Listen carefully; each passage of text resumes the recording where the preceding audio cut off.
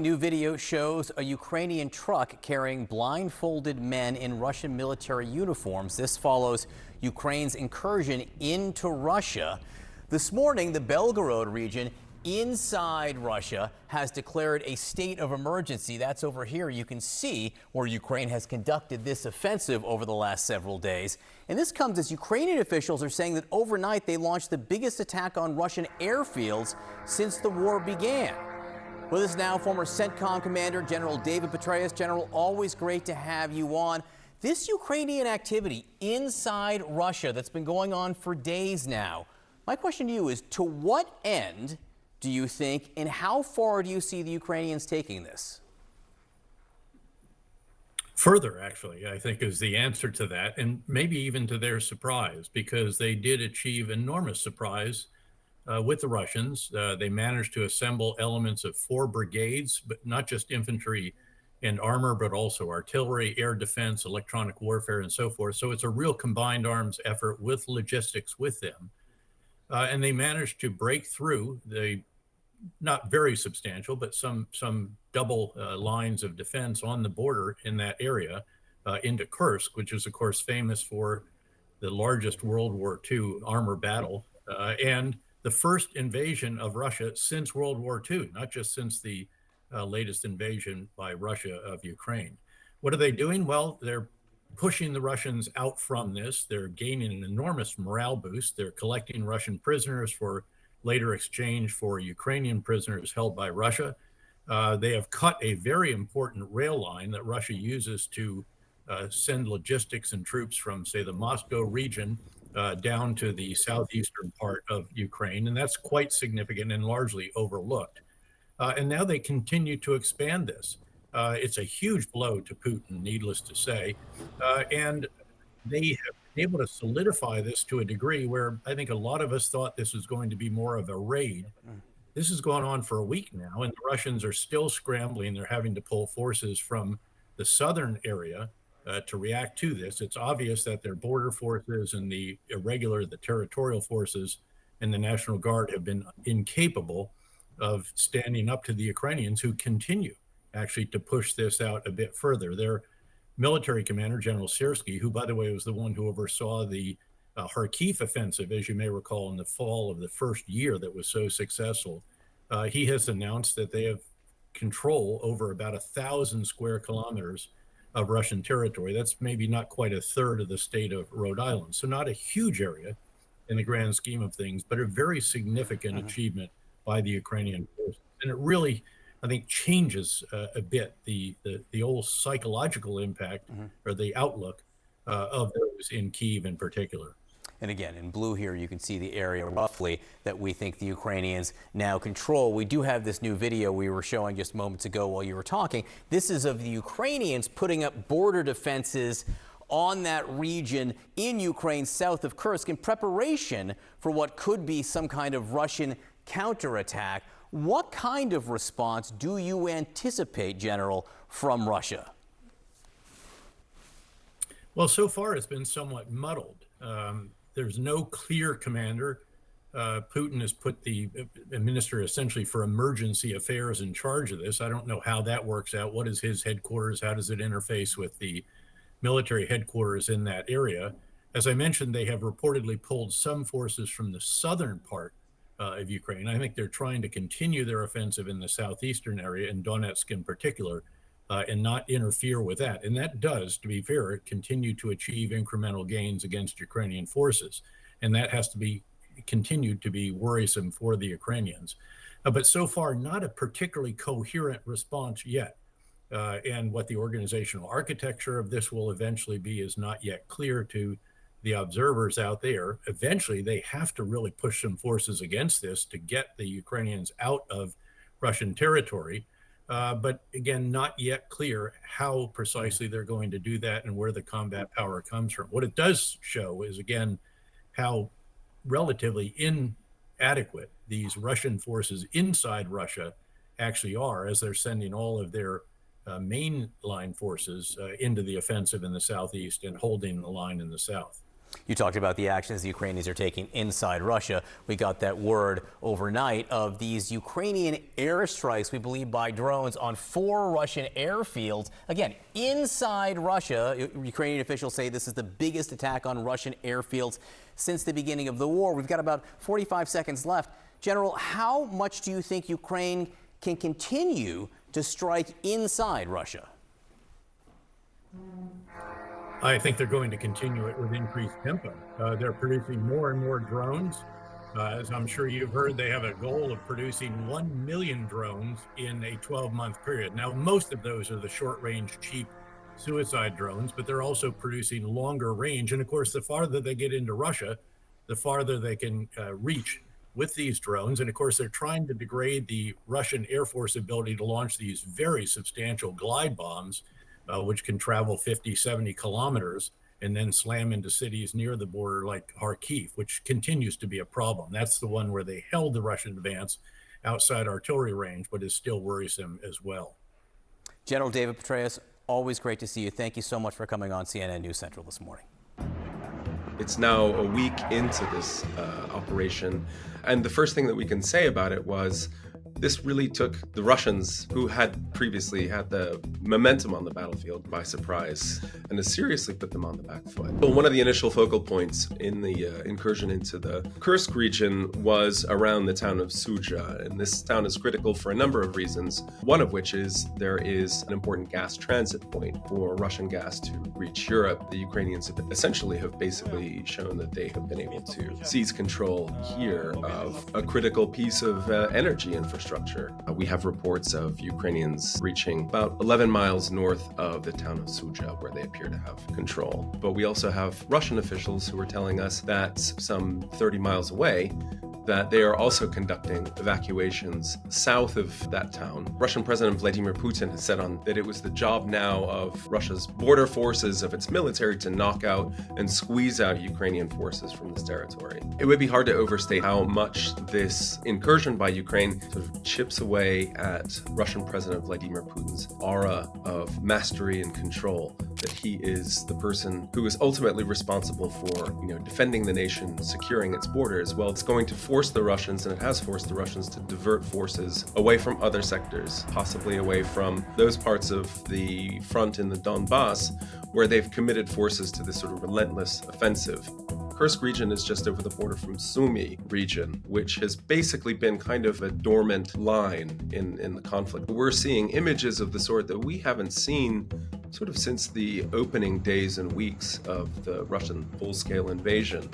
In one of the villages in the Kursk region, Ukrainians successfully struck a Russian column of troops. We need to get more details here, but the images, this destroyed and burnt out convoy, kind of speak for themselves. It's been a massive morale boost for Ukraine. There's been a massive embarrassment to the Kremlin, and it's been a huge PR boost for the Ukrainians, who have really needed a win. Well, Moscow says potential peace talks are on a long pause as Ukraine looks to push even further into Russia's Kursk region. Ukraine wants to expand its buffer zone. Officials in Kyiv say this will keep towns in northern Ukraine safer. Take a look at these images coming into us. Ukrainian truck carrying blindfolded men in Russian military uniforms away from Kursk and towards Ukrainian territory. Ukrainian President Volodymyr Zelensky says 100 Russian servicemen have been captured. Well, in the air, Russia says it destroyed more than 100 Ukrainian drones overnight, adding that 37 of them, as well as 4 missiles, were destroyed over the Kursk region. Well, CNN's Frederick Plackton is following the developments and joins us now from Berlin. Good to have you with us, Fred. So Ukraine has conducted what it says is its biggest attack on Russian airfields since this war began. Just explain for us what you're learning about this drone strike and how much damage there's been. Well, first of all, the Ukrainians said there was damage that was caused. They believe that there were several hangars that were hit, possibly also some aircraft that were hit as well. But I think one of the things the Ukrainians definitely wanted to point out, Linda, is how complex of an operation this is, because it wasn't just the biggest strike on Russian airfields. It was also on airfields in various regions of Russia. You have some that are fairly close to the border with Ukraine, like, for instance, in the Belgorod region, but then also, for instance, as far east as the Nizhny Novgorod region, which is actually even east of Moscow, or the Voronezh region, which is also in the south of Russia as well. So certainly something where the Ukrainians claim that this was a successful operation, but also one where the Ukrainians show that they are able to project that power that they have with those drones that they use into various areas of Russia. But of course, all of this is also meant by the Ukrainians to degrade some of Russia's air power that Russia is now trying to use to stop those Ukrainian offensives in the Kursk region. There was a lot that happened there today, a lot of movement that went on there today. Here's what we're learning. A humiliating scene for the Kremlin. Ukrainian troops sweeping through a Russian village behind a U.S.-supplied Max Pro armored vehicle. Kiev soldiers taking down the Russian flag in another town, with Ukrainian TV reporting from the scene. Ukraine's top general telling President Volodymyr Zelensky the advance continues.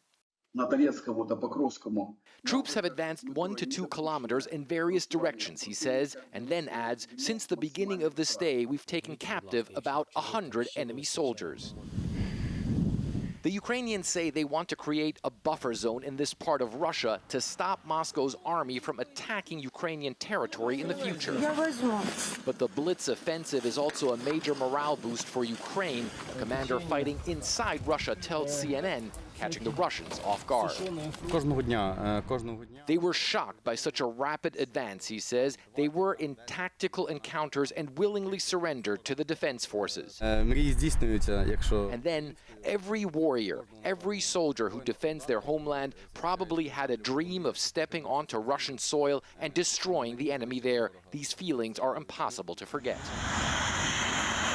While the Russians claim they're stopping Ukraine's assault, releasing this video of their jets dropping powerful glide bombs, Ukraine says it shot down a Russian warplane, and a security source says it launched the biggest drone attack on Russian air bases since the war began.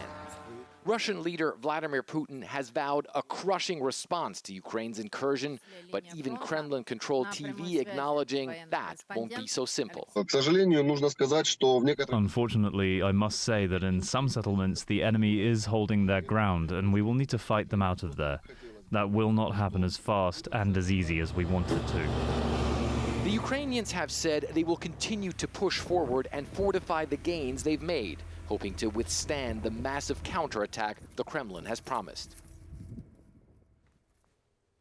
And Linda, we're actually getting some more insights now as well as to why this Ukrainian offensive has been so successful, or what the Ukrainian troops think as to why it was. That commander that you saw there in our report, he says he believes that essentially it was 2 reasons. He says, first of all, meticulous planning was absolutely key, but he also said that the professionalism of the assault forces that are on the ground there in Russia right now is absolutely key to keeping that offensive going, and he believes that the Ukrainians could achieve much more, Linda. And it is incredible when you hear, Fred, how quickly the Ukrainians are pushing through that territory in Russia, another few kilometers overnight. And obviously, at first, Ukraine wouldn't comment on this surprise incursion, but we are hearing more now from the Ukrainian president. Russia's certainly trying to paint a different picture of what's going on. Just tell us more. Yeah, they certainly are. I mean, the Russians are essentially saying that their forces are holding the Ukrainians up. One of the things that we consistently hear from the Russians, it was actually quite interesting that you asked that question, because we have been monitoring Russian state TV throughout the entire day today. The thing that we keep hearing is that the Ukrainians are running out of steam, is what the Russians are saying. But of course, one of the things that's actually pretty remarkable about the Ukrainian offensive is that the Ukrainians are still making progress 8 days into this offensive. And if you look, for instance, a comparison to the recent Russian offensive into the Kharkiv region in the northeast of Ukraine, that came to a standstill about 2 to 3 days into the offensive. Of course, never went so far into that region as the Ukrainians are now. So the fact that they are still making progress certainly is something that must catch the Russians, or must have caught the Russians by surprise. And there are some voices, even in Kremlin-controlled media, like we saw there in our report, that are saying this situation for Russia is a lot more difficult than some people are letting on, Linda. Certainly is. Frederick Blackton, good to have your reporting. Appreciate it. Thank you. Joining us now for some analysis, the former CNN Moscow bureau chief and Georgetown University adjunct professor Jill Doherty. Jill, thanks very much for joining us. First of all, what do you make of Ukraine's strategy here, moving troops inside Russia? Well, psychologically, in a propaganda sense, it's huge. Obviously, militarily, it is too. The fact that they were able to just kind of walk over the border. Russian intelligence didn't appear to be working on this, or if they picked anything up, they seem to have ignored it. It raises huge questions, I think, Wolf, in terms of how the military answered this, and really questions about how Putin is answering this. What do you think is Ukraine's end goal here? Nobody really knows, and I think that's one of the questions. I mean, yes, there are theories they want to grab some land so that if there's a peace agreement that eventually they can trade. They're obviously taking prisoners of war, and they can trade those. There's also the idea that they want to embarrass Putin. And I think that that could be part of it, changing the narrative with this really outrageous military step by Ukraine. There's just no question that this is a real dilemma for Putin. People who are being moved out of those areas, the Russians who are being moved out of those areas, on social media, you can see they're saying they feel abandoned by the government. They're not quite sure where they're going to go. This is a real problem for Putin. And the people who are being brought in, the forces that we understand, a lot of this is unclear, are being brought in to fight against the Ukrainians are conscripts. And conscripts are, young guys who are just brought into the military, not very well trained. Their parents are worried about that. So I think on a social level, this is a real problem for Putin. It's a huge embarrassment for Putin, I should say. We're seeing new video, Jill, out of the region that appears to show a Ukrainian truck transporting blindfolded men in Russian military uniforms away from the border. How do you interpret what's going on here? Oh, I'd say they're probably prisoners of war.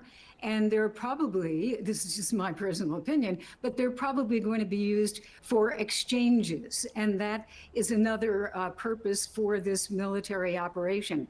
Interestingly, Wolf, Putin won't even use the word military here. He's calling it a terrorist, his response is a counterterrorism operation. That too is kind of softening it, trying to make it seem as not as big a deal as it actually is. Very similar, remember at the beginning of the invasion of Ukraine in 2022, he said, it's not a war, this is a special military operation. And you're seeing in some of this, again, social media on the Russian side, some pushback and criticism for that. Like, well, this is very much a military operation by Ukraine. Very much so. Were you surprised, Jill, to hear Russia has pulled reserves from key battleground areas inside Ukraine to help hold off this Ukrainian offensive inside Russia? I'm not, because obviously they're the better trained troops. And what are they going to do? The Ukrainians, I think the real question is, how far do the Ukrainians go? Probably as far as they can, but will they try to hold that territory? What's the purpose? How long do they stay there? If they push too far, could the Russians surround them? There's still a lot of lack of clarity about what the Ukrainians are up to, and that is probably part of what they're trying to do. Keep it as opaque as possible. Keep the Russians trying to figure out, how do we respond? Where are those Ukrainian troops? It's a very, very important, I think, step in this war. And Wolf, we can't lose sight of the fact that Vladimir Putin right now is the first Russian leader since World War II to have foreign troops fighting on his soil. That is something that Mr. Putin, who's obsessed with history, would never, ever want to be said about him, but it's the truth. Certainly is. You got to give Volodymyr Zelensky and his military a lot of credit for this very bold initiative, going across the border from Ukraine into Russia and going after Russian positions, and doing so pretty successfully, at least so far. Jill Doherty, as usual, thanks very much for your analysis. Volodymyr Zelensky says his forces have advanced 1 to 2 kilometers in the Kursk region today alone as Ukrainian troops push deeper into Russian territory. And a Ukrainian security source says Kyiv has conducted the, quote, biggest attack on Russian airfields since the war began, with drones targeting the airfields overnight. Meanwhile, the governor of Russia's Belgorod region has declared an emergency, saying the situation is extremely difficult and tense.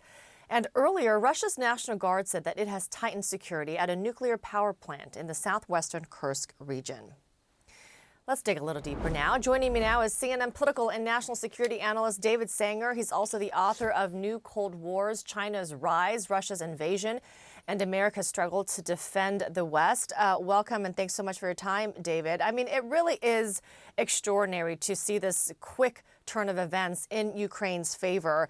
As they push further into Russia, David, you have to ask, what is the objective here? Obviously, it's not to hold on to the land, right? I mean, is this about having a bargaining chip to come to some kind of peace deal? Well, it's a great question, Amaranth, and thanks for having me on. So I think it raises a few questions. First is there a strategic objective here? And I can't imagine that it is simply to have a bargaining chip, although it may prove useful for that. Because at this point, Vladimir Putin has shown very little interest in having a negotiated end that didn't leave him with at least the 18 to 20% of the country he'd already seized. And President Zelensky has shown no interest in any agreement that would involve him giving up any land at all. So it's possible this is about bargaining. I think it's about a few other things. First, it's about taking the war to the Russian people, who so far have been told, don't worry about this, I'll take care of it. Putin has said, it's not going to affect your life. I think second, it is to sort of show up the incompetence of the Russian military after, of course, they had a very bad start in the war, but then have been coming back. And third, I think it's simply to show that the Ukrainians maintain the ability to surprise. There was very little hint of this coming even when President Zelensky was in Washington a few weeks ago for the NATO summit. And it's also jarring to see some of these images. I mean, this was from the Agence France Presse, the team there visiting the Ukrainian border. And what we saw in the video is a Ukrainian truck carrying blindfolded men in Russian uniform away, obviously, from the Russian border. I mean, this is not just humiliating for Russia, but it's also got to be a risky move for Ukraine, wouldn't you say, considering that they've been stretched on the front lines for some time now? I think it's risky in a couple of different ways. So first of all, if you don't know what your strategic objective is with this, and so far at least they haven't explained what that objective is, then you run the risk of either pushing it too far or not calibrating your attacks. The second big risk, I think, is that it so humiliates Putin that he is tempted to do what at various moments he has threatened to do in this war, though not in recent times, which is roll out tactical nuclear weapons or some other major weapons system. We're at most risk for Putin doing something like that when he perceives he is losing or humiliated. And I think the third big risk is that Zelensky himself overreaches here and thins his own troops out too much, and of course gives the Russians an opportunity to grab more land elsewhere. What is your sense of how Ukraine pulled this off? It's pretty remarkable. I was looking at the work that my colleagues at the New York Times have done.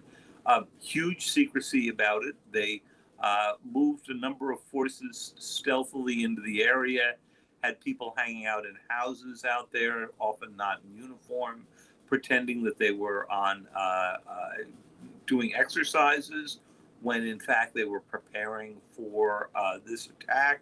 They didn't tell many of the troops where they were going until a day before it happened.